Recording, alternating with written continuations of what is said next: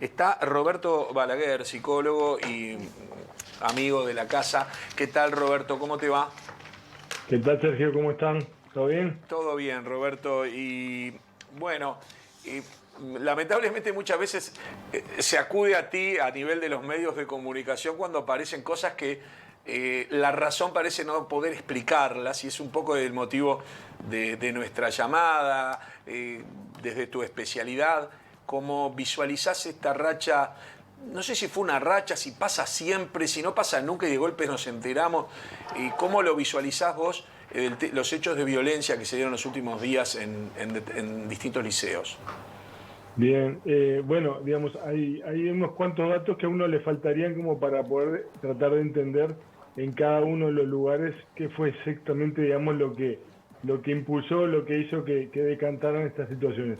Yo, un primer aspecto que a mí me parece interesante como manejar como hipótesis, no explicativa de todo, pero sí para incorporarla porque me parece que está faltando, que yo he dicho que en general tendemos a pensar todos los fenómenos, digamos, de salud mental, sobre todo post-pandémicos, ¿no? En clave de depresión, angustia, ansiedad, lo cual es cierto, lo venimos viendo hace buen tiempo, sabíamos que eso iba a pasar, pero estas manifestaciones agresivas, violentas, también perfectamente pueden ser producto de un malestar, ¿no? Y eso a veces a los adultos nos cuesta como entender, digamos, sobre todo más en el sexo masculino, que tenemos una mayor tendencia, digamos, a tramitar el malestar a través de la violencia, a través de la agresividad no desbordada.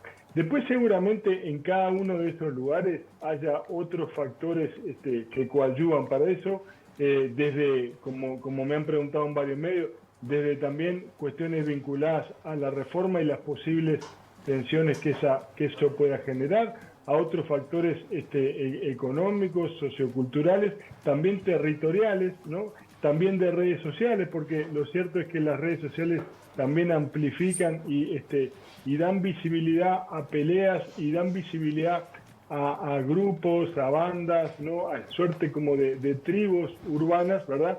Que hacen que una pelea que se desarrolla una vez en la puerta de un liceo termine, digamos, en realidad dándose una e infinitas veces reproducida, más los comentarios de los otros, más las arengas, más un montón de cosas que hacen que eso termine polarizando aún más las cosas y potencialmente generando nuevas peleas, ¿no? Estos son fenómenos más de este tiempo. Las peleas siempre existieron, el territorio de la institución educativa, como simbólicamente, ¿no? Con los que están adentro, con los que están afuera, con los que pertenecen, con los que nunca pertenecieron, con los que supieron pertenecer, es decir, ahí se juega una cantidad de elementos simbólicos que, bueno, sumados a la propiedad y a la falta de referentes adultos, ¿no? Donde uno, también en los videos como que nota como mucha ausencia de referentes adultos, ¿no? Estas cosas solían transcurrir más en la noche. La noche era más como el campo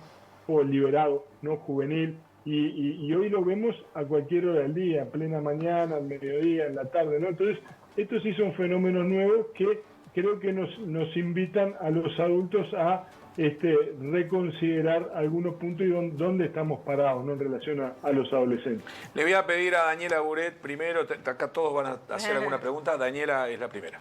Roberto, ¿qué tal? Te quería consultar un tema con el Liceo Zorrilla, ¿no? Yo fui al Liceo Zorrilla, tengo un gran cariño por ese liceo, que tiene más de 1.800 estudiantes, tiene una sola psicóloga que hace 5 años que está, y uno siempre tiende a pensar en el tema de los jóvenes como esos jóvenes que vienen con las hormonas revueltas, que tienen historias también fuera del liceo, y es un lugar, el Liceo Zorrilla es un lugar que viene gente de todos lados, y también los amigos son de todos lados, y tienes como a pensar en eso, bueno, ¿qué hacemos con los jóvenes? ¿No? ¿Cómo se les atendería? ¿Desde qué lugar? Pero sin embargo también los jóvenes organizados, y me refiero al gremio del Liceo Zorrilla, porque acá hay varios actores. Está el gremio del Liceo Zorrilla, está el grupo de familiares de los padres del Liceo Zorrilla organizados y están las autoridades de secundaria. El director y las autoridades. Hay un director y un subdirector por turno, que me parece que es poco, uno pensaría que es poco para esa cantidad de estudiantes.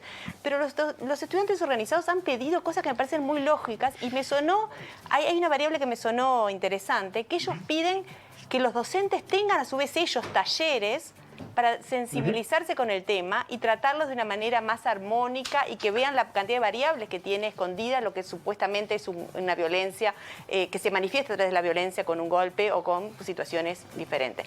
¿Cómo ves a los estudiantes entonces, desde ese lugar que se organizan, que piden cosas que parecen muy probables y que muy atinadas y que incluso los padres han apoyado a esas reivindicaciones de los estudiantes?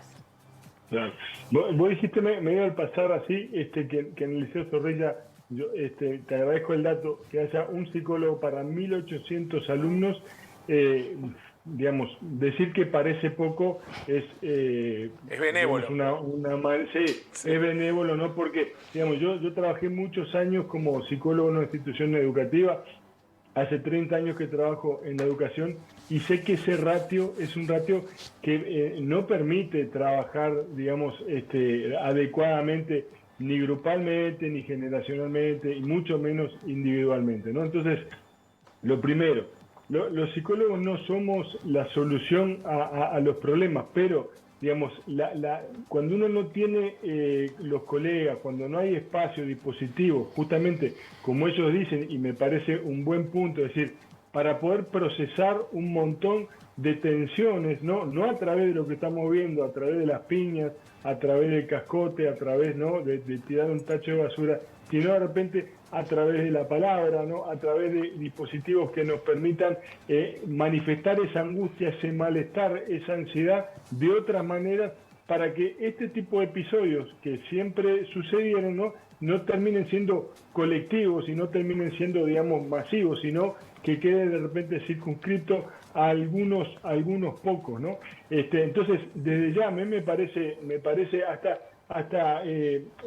esto es algo que es histórico, ¿no? Que no es de ahora, que hace muchos años, muchas décadas, ¿no? Que hay una necesidad de que haya mayores colegas para atender estas situaciones, ¿verdad?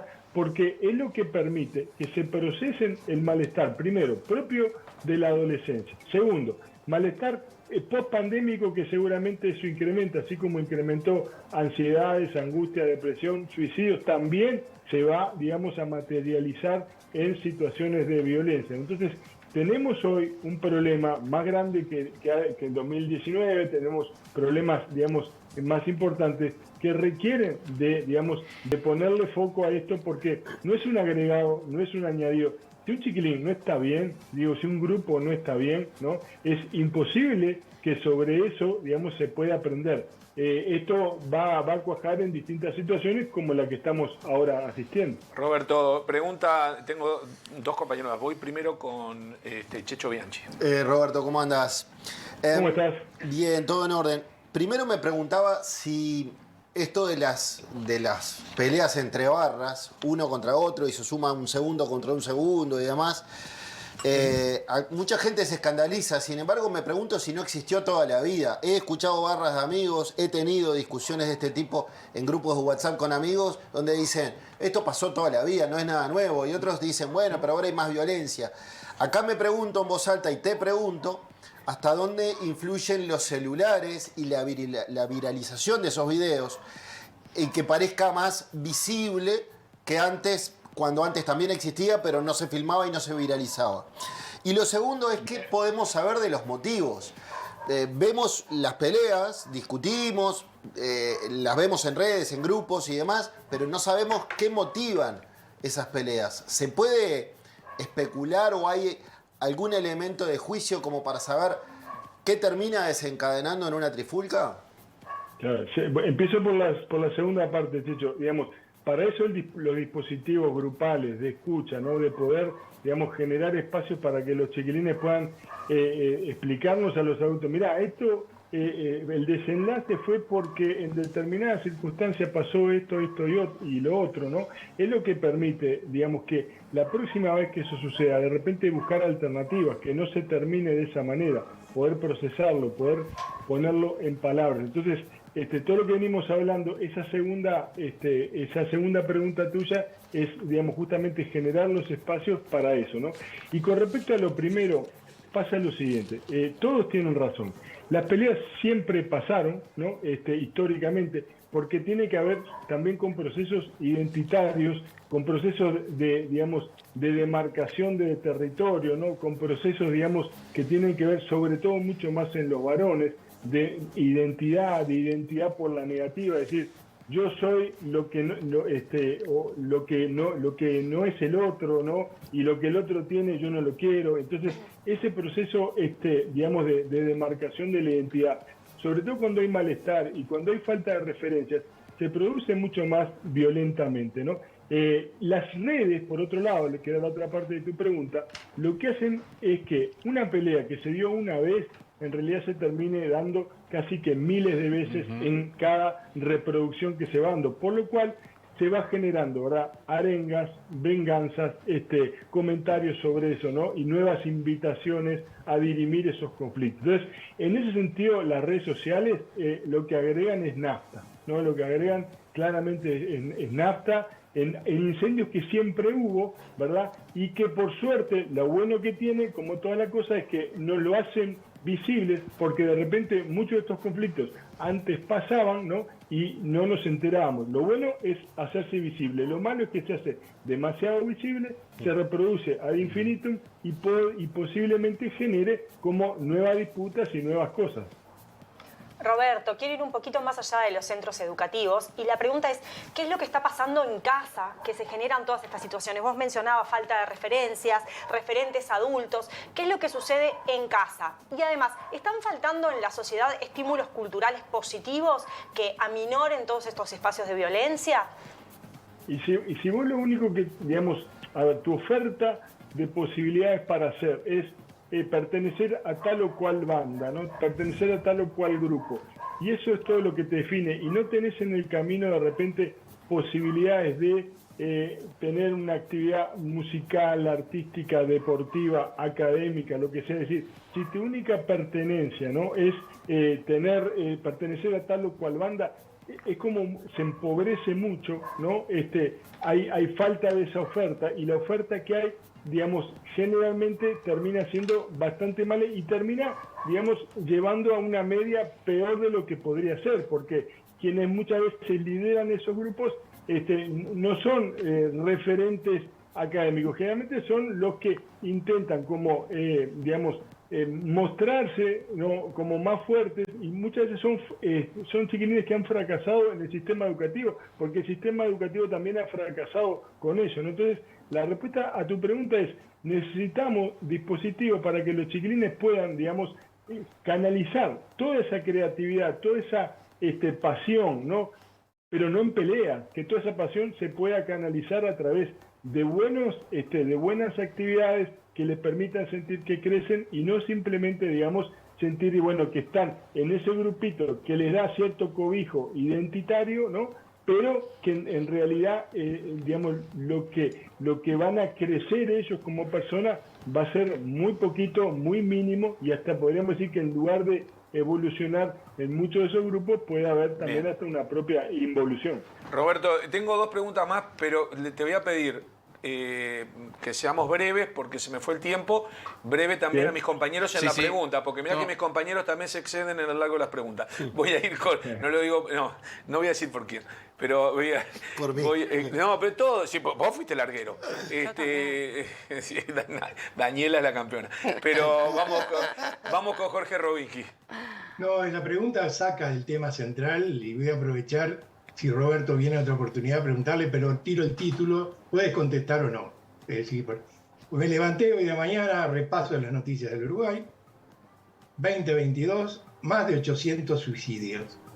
Y nos pone en primer lugar en el continente en suicidio. Un país estable, armonioso, relativamente, de luego hay paro general, pero relativamente comparado con el resto de América Latina, tiene estas cifras que alarman. Y bueno, era psicólogo, trata el tema de la violencia, esto de autoviolencia, te tenía que consultar. Perfecto, porque digamos, el suicidio es quizás, podríamos pensarlo como el último eslabón de esta cadena, ¿no? Una pelea de esta puede generar una muerte, ¿no? Es perfecto. De hecho lo generó, claro. De hecho lo generó. Bueno, pero la propia pelea inclusive, ¿no? O sea, ni siquiera el post pelea, la propia pelea puede generar muerte. Entonces, siempre el mundo juvenil, ¿verdad?, está pautado por los riesgos. O sea, porque el riesgo es ruptura, es crisis, es oportunidad. El tema es cómo, de vuelta, ¿no? Cómo canalizamos eso para que los chiquilines sientan que hay salida, ¿no? Porque el que toma la decisión, Jorge, de quitarse la vida, no es que no quiera, digamos, no quiere morir, lo que no quiere es seguir viviendo de esa manera, ¿no? Y esa manera es un concepto muy amplio, ¿no? Y que muchas veces es, no quiero seguir estando en este lugar, con este grupo, en esta situación, con tan pocas posibilidades. Cualquiera, digamos, lamentablemente no, el Uruguay para los jóvenes no es el lugar ideal, ¿no? El Uruguay, yo creo, y esto es una absoluta opinión en base a la experiencia, creo que es un lugar mucho más apacible, mucho mejor para la adultez, ¿no? Pero para la juventud es un lugar que ofrece pocas posibilidades, que no ofrece esperanza, ¿no? ¿Qué Entonces, tema? ¿Qué tema que lo emparento con dos temas a su vez, o dos flagelos, que pueden ser el bullying y los suicidios, ¿no? Permiso. Bambino, la última yo tuya. quería, no, es cortito, porque así como tenemos que trabajar con el violento, que se pelea, yo creo estrictamente que es un tema de valores, más allá de la formación en la casa. Generalmente había en este tipo de peleas gente que se paraba. Hoy nadie se para, sino que filman. Con ese también hay que trabajar muchísimo. Que vos tenés que tener el valor, no de filmar a ver si hay sangre, a ver quién gana. Yo creo que también hay que trabajar con ese que en vez de separar, filma. Es interesante. Mirá, lo que vos decís es buenísimo, porque en todos los fenómenos de bullying y ciberbullying podrá haber distintas formas de encararlo, pero hay algo en lo que todo el mundo concordamos, ¿no? Que lo que se llama la audiencia, ¿no? Eso que tú estás diciendo, ¿no? Lo que están ahí participando. Y que si vos escuchás en los videos arenga, ¿no? Es decir, no es solo una audiencia, sino que es una audiencia activa, ¿verdad? Sí. Que arenga para que suceda. Bueno, el rol de esas personas es clave, ¿verdad? Para desarticular estos fenómenos de bullying. Si no hay escenario, si no hay audiencia, no hay actores, no hay teatro. Robert, entonces, es con eso con lo que hay que trabajar. Roberto, te agradecemos mucho. Nos quedan muchísimos temas pendientes y de repente, si tenemos tu complacencia, te llamaremos en alguna otra oportunidad para que nos ayudes a entender todas estas cosas. Te mandamos un abrazo grande. Con mucho gusto. Que pasen muy bien.